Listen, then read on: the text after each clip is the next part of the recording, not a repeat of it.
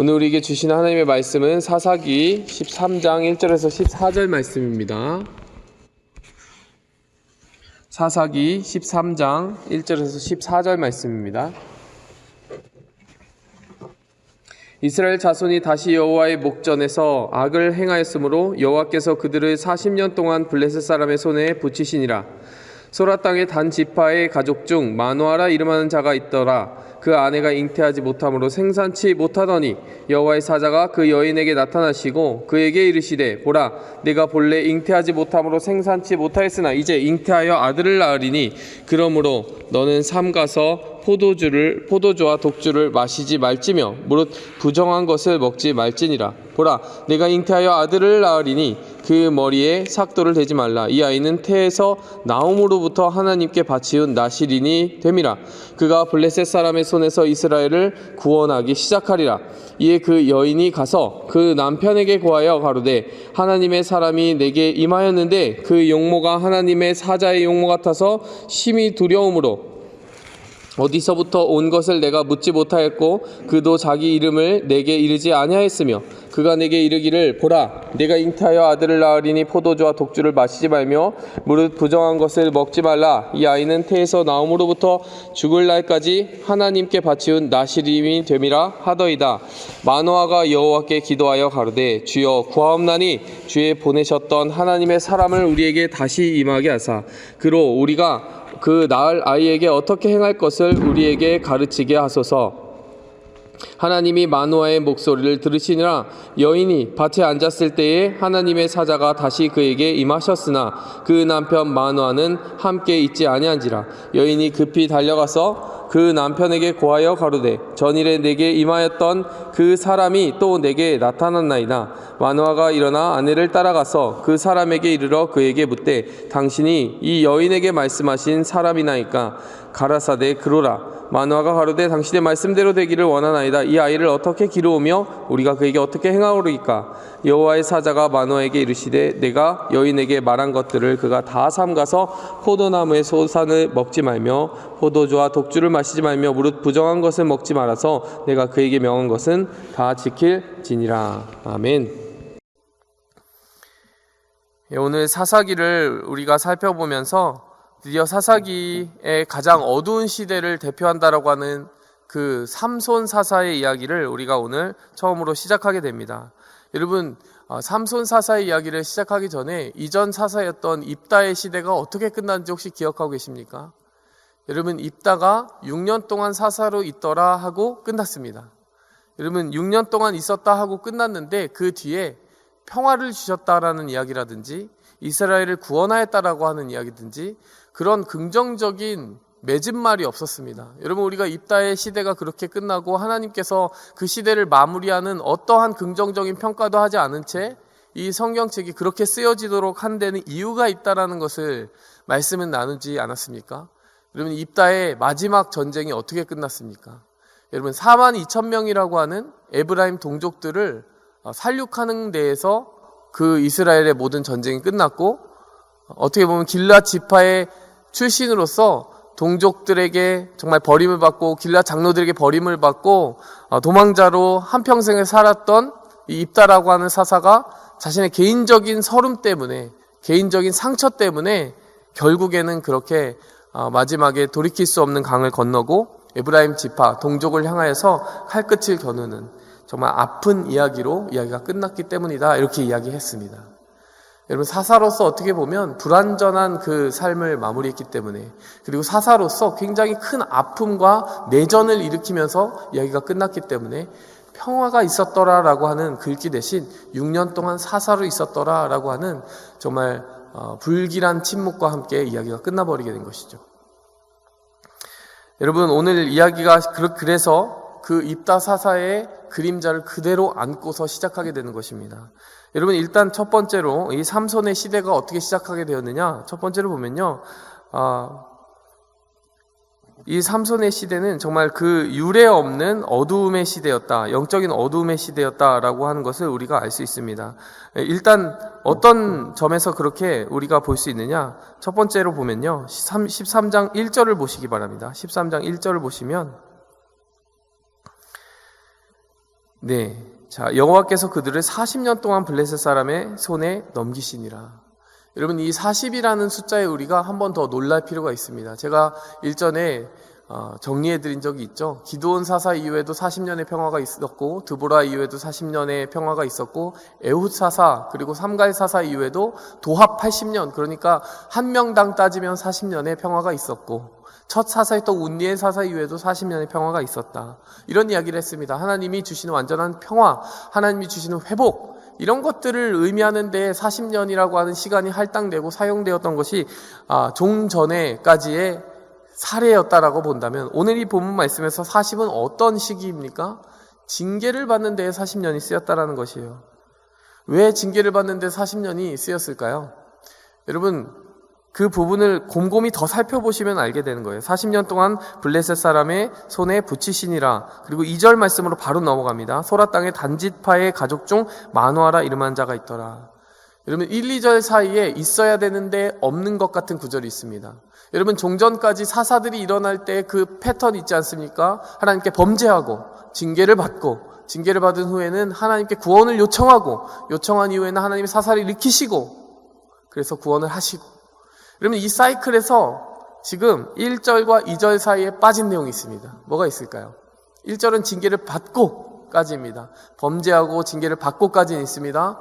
그런데 2절에 바로 사사를 일으키신 하나님의 모습이 나타납니다. 무엇이 빠졌습니까? 징계를 받고 회개하며 하나님께 사사를 달라고 요청하는 장면이 빠진 거예요. 징계를 받는 동안 보통 40년까지 갈 필요도 없고, 만 10년 정도, 20년 정도 징계를 받으면 그새 바짝 엎드려서 하나님께, 하나님 잘못했습니다, 우리가 범죄하였습니다, 우리를 구원해 주시옵소서, 이렇게 기도하던 이스라엘이었는데 1절과 2절 사이에 아무런 내용이 없는 거예요. 여러분, 오늘 본문 1절부터 14절까지 읽는 동안 여호와께 사사를 구하였다, 여호와께 회개했다라고 하는 구절이 있습니까? 한 군데도 없습니다. 여러분, 40년 동안요, 하나님도 침묵하셨는데요, 이건 이스라엘 백성들에게도 어떤 회개의 징후도 보이지 않는 거예요.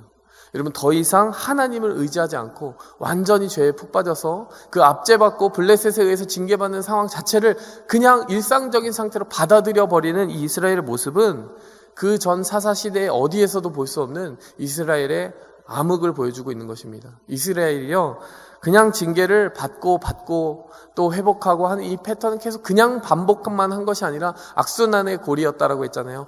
그럴수록 더 안 좋아졌다라고 했잖아요. 오늘 보면 말씀이 그것을 보여주는 것입니다. 여러분, 여기서 우리가 무엇을 깨닫습니까? 죄라고 하는 것을 반복하는 것이 그냥 반복으로 끝나지 않는다는 것이에요.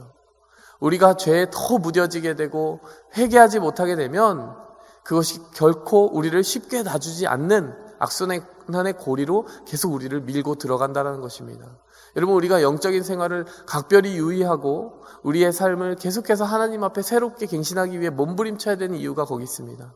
여러분, 가급적이면 예수님을 믿으면서, 예수 그리스도를 믿으면서 하루하루 하나님을 닮아가고 성화되어 간다, 선순환의 고리 가운데 하나님께 끌려간다, 하나님을 더욱 닮아간다라고 하는 평으로 인생이 매짐되면 좋지, 사사기의 패턴은 절대 따라가면 안 된다라는 것이에요. 죄를 짓고 회개하고 짓고 회개하다 보니 그것이 무뎌져서 또 용서해 주시겠지, 이러면서 나중에는 아예 회개 자체도 안 하는 이 상황으로, 악순환으로 우리가 치달아 가야 되겠냐라는 겁니다.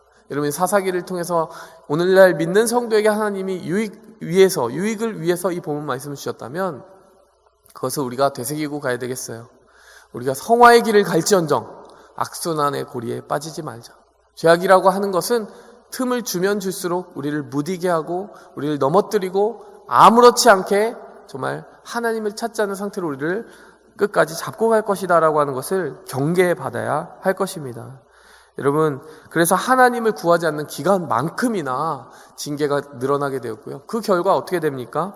결국 하나님이 먼저 나서서 이들이 찾지도 않고 구하지도 않은 사사를 먼저 주시겠다라고 지금 나오게 된 것이죠.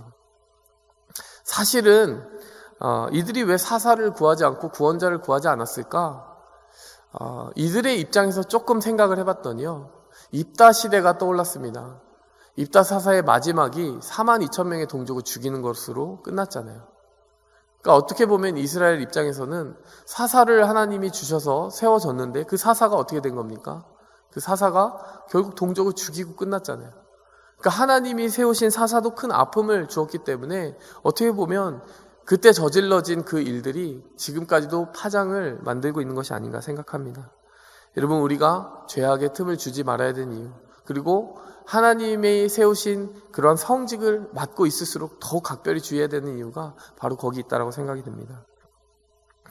자, 그러므로 말미암아요, 이렇게 정말 어두움의 시간을 우리가 보내고 있는데 그 가운데서 하나님께서 구원의 일들을 삼손을 통해 일으키시는 것을 오늘 본문 말씀 2절부터 보게 됩니다. 거기서 우리가 받을 수 있는 교훈 한 가지를 더 보도록 하겠습니다. 그것은요, 첫 번째로 또 두 번째로 구별됨은 바로 나로부터 시작된다는 것입니다. 우리 한 사람 한 사람으로부터 시작된다는 것입니다. 3절과 4절 보시기 바랍니다. 여호와의 사자가 그 여인에게 나타납니다. 그리고 뭐라고 말합니까? 임신하지 못함으로 출산하지 못하더니 이제 너는 삼가 포도주와 독주를 마시지 말고 어떤 부정한 것도 마시지 말라. 여러분, 우리가 흔히 알고 있기로 나시린의 서약, 흔히 포도주의 소산에서 어떤 것도 입에 대서는 안 되며 머리에 삭도를 대지 말고 그렇게 평생 나시린으로 구별돼서 살아야 된다는 서원은 누가 지키도록 되어 있습니까? 삼손의 이야기에서 삼손이 그 서원을 지키도록 하나님께 부름받았다는 것을 우리가 잘 알고 있어요. 근데 여러분, 오늘 본문 말씀에서 3절과 4절을 보시면요, 삼손만 그 서원을 지키도록 부름받은 것이 아닙니다. 삼손을 잉태하기 전부터 삼손의 어머니까지도 나시린의 서약을 지키도록 부름을 받았다는 것을 우리는 알고 있습니다. 그리고 13절과 14절, 이 여인에게 먼저 나타났는데 그때에는 남편이 없었기 때문에 남편이 그 이야기를 나중에 전해 듣고 하나님의 사자를 한 번만 더 보내주십시오라고 기도했더니 하나님의 사자가 한 번 더 나타나서 13절과 14절에 또 한 번 그 지침을 리핏을 해주시는데요, 내가 여인에게 말한 것들을 그가 다 삼가하게 하라. 여러분, 여기서도 역시 여인까지 포함해서 나시린의 서약을 지키도록 하나님의 사자가 다시 한번 반복하고 있는 것입니다. 여러분, 여기서 알 수 있는 것이 무엇입니까? 거룩함이라고 하는 것이 말로 그냥 전해지는 것이 아니라는 거예요. 삼손이라고 하는 한 위대한 사사를 어려서부터 하나님의 종으로 사명을 위해 거룩하게 구별하여 세우기 위해서는 그 부모가 먼저 본을 보여야 한다는 것입니다. 야, 너는 나시린이야. 너는 거룩하게 살아야 돼. 너는 포도주를 먹지 말아야 돼. 포도의 소산을 먹지 말아야 돼. 뭐 이런 이야기들을 말로만 한다고 할 수가 없는 것이라는 거예요. 포도의 소산은 못 먹게 하면서 옆에서 부모가 열심히 포도주스 먹고 있으면은 한 잔 또 먹어보고 싶지 않겠어요? 포도주 정도가 아니라요, 포도나무의 소산에서 어떤 것도 먹지 말라고 했기 때문에요, 포도 씨도 먹으면 안 되는 정도로 엄격하게 지켜야 하는 것이 나시린의 서약이었습니다. 그렇기 때문에요, 그 거룩함의 본을 누구보다 먼저 부모가 보여야 됐던 것이죠. 어머니가 보여야 됐던 것이죠. 여러분, 여기서 알 수 있는 것이 그것입니다. 우리가 세상 가운데 그리스도인으로서 영향력을 바라며 살아간다는 것의 본질이 무엇일까? 하나님이 우리가 나시린으로서, 영적인 나시린으로서 구별되어 살아갈 때 어떠한 삶을 요구하실까라고 하는 것을 질문해 봤을 때 하나님이 바로 오늘 이 본문 말씀을 통해 우리에게 주시는 명백한 지침은 바로 먼저 본이 되어라 라고 하는 것입니다. 이 세상이 죄악되다, 어떻다, 커멘터리를 우리가 하는 입장에 서 있는 경우가 종종 있는데, 그 전에 내가 먼저 내 삶으로서 우리가 말하는 거룩함, 우리가 말하는 복음의 존귀함, 그리고 하나님과 동행하는 삶의 기쁨과 그 깊이 있는 아름다움이 무엇인지 보여줄 수 있어야 된다는 것입니다. 그러한 삶에서 영향력이 나타난다는 것을 믿으시기 바랍니다. 그러한 삶에 기쁨이 있는 것을 믿으시기 바랍니다. 세 번째로 중요한 것은요, 내가 누구인지 아는 것이 중요하다는 것입니다. 우리가 세상에서 그 어두운 세상을 뚫고 갈 수 있는 힘을 어디서 얻게 되느냐? 누구인지 아는 것입니다. 5절에 보니까요, 이 천사가 나시린의 서약을 쭉 말해줍니다. 그리고 나서 마지막에 무슨 말을 합니까? 5절 마지막 부분에 보니까요, 그가 블레셋 사람의 손에서 이스라엘을 구원하기 시작하리라. 여러분, 이 부분이 가장 중요한 것 아닙니까? 나시린의 서약의 그 목적이 무엇입니까? 구별됨의 삶의 목적이 무엇입니까? 구원을 하는 사사로서 사명을 주셨기 때문에 사명을 이루기 시작하리라, 이 말씀을 주신 건 아닙니까? 근데 여러분, 이 말을요, 받아서 어떻게 전하는지 한번 보시기 바랍니다. 여러분, 7절에 보면요, 나시린에 대한 이야기가 있어요. 이 아내가 남편에게 나시린이 이렇게 살아야 되고 내 아들이 이렇게 살아야 된다는 걸 쭉 말하는데요. 뒤에 한 구절이 빠져있지 않습니까? 뭐가 빠져있죠? 삼손이 사사로서 블레셋으로부터 이스라엘을 구원하기 시작하리라 하는 말이 쏙 빠져있습니다. 여러분 왜 그랬을까요? 이에 대한 여러 답이 있겠지만요. 당시 블레셋의 속국으로 40년 동안 살았으면 블레셋에 대항하여 싸운다는 것조차 굉장히 입에 담기 두려운 말 아니겠습니까? 그러니 내 아들이 블레셋으로 말미암아 압제받고 있는 이스라엘과 함께 이스라엘을 구원하기 위해 블레셋을 마주쳐 싸운다라는 말을 정말 조심했을 것 같아요. 그게 두려웠을 것 같습니다. 근데 여러분 그 사명의 부분을 빼놓고 그것을 두려워하면서 말하지 않은 이 태도로 만일 삼손을 키웠다면 여러분 삼손이 어떻게 컸겠습니까? 나시린의 서약을 의미도 모른 채 지키고는 있으나 그것이 왜 지켜져야 되는지 사명과 연결되지 않아서 사명을 망각하며 살지 않았을까 이런 생각이 드는 거예요. 여러분 삼손의 그 이후의 인생을 보시면요 정말 나시린의 서약에 대해서는 어느 정도 의식을 하고 그것을 깨면서도 뭔가 마음의 찔림을 받는 것은 보이는데 블레셋으로부터 이스라엘을 구원해야 되는 사명에 대한 분명한 인식이 없어요. 여기서 우리가 알 수 있는 것이 무엇입니까?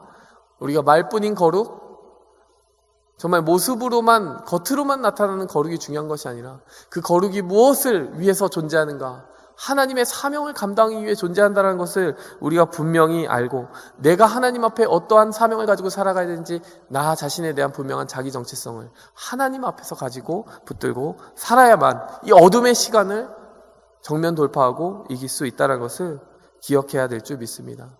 이렇게 우리가 말씀을 맺겠습니다. 우리가 이 어둠의 때에 이 어둠의 사사기 시기를 거치면서 이 말씀을 통해 어떠한 교훈을 주신다고요? 죄라고 하는 것은 무뎌지면 무뎌질수록 우리를 강하게 붙드는 속성이 있으므로 싹부터 잘라야 된다. 그리고 우리가 정말 내가 누구인지 아는 것, 그것을 위해서 나시린으로 구별되라 하셨는데 그것은 말로만 되는 것이 아니라 먼저 본으로 보여야 되는 것이다. 그리고 마지막으로 우리가 하나님 앞에 구별된 삶을 살아야 된다면 그것이 어떠한 목적을 섬기기 위한 것인지 분명히 알아야 한다. 여러분 그럴 때요 어둠의 시간을 빛으로 비추는 위대한 하나님의 종으로 우리가 쓰임받게 될 줄 믿습니다. 이것을 마음속에 새기면서 주님 앞에 나아가도록 하겠습니다. 하나님 아버지, 오늘 아픔도 많았고 탈도 많았던 삼손이라는 사사의 그 일대기의 시작을 열었습니다. 하나님 아버지, 우리가 정말 어두운 세상 속을 살아가다 보면 그 죄악에 무뎌져서 나도 크게 다를 것 없는 삶을 살면서 구별되지 않는 경우가 많습니다. 하나님, 먼저 그 어둠을 이기기 위해서 구별되라 하시고 왜 구별돼야 되는지 알라 하시고 하나님, 그것을 알 때 그 사명을 붙들고 정말 그것을 먼저 보여주라 하시는 주님. 하나님, 우리가 알고 먼저 보여주고 그리고 그것을 정말 행하며 살아가는 귀한 하나님의 종들로 구별되어서 세상 가운데 빛과 소금으로 승리하게 도와주시옵소서. 예수 그리스도의 이름으로 감사하며 기도하였습니다. 아멘. 하늘에 계신 우리 아버지여, 이름이 거룩히 여김을 받으시오며 나라의 마옵시며 뜻이 하늘에서 이룬 것 같이 땅에서도 이루어지이다. 오늘날 우리에게 일용할 양식을 주옵시고 우리가 우리에게 죄 지은 자를 사하여 준 것 같이 우리 죄를 사하여 주옵시고 우리를 시험에 들게 하지 마옵시고 다만 악에서 구하옵소서. 대개 나라와 권세와 영광이 아버지께 영원히 있사옵나이다. 아멘.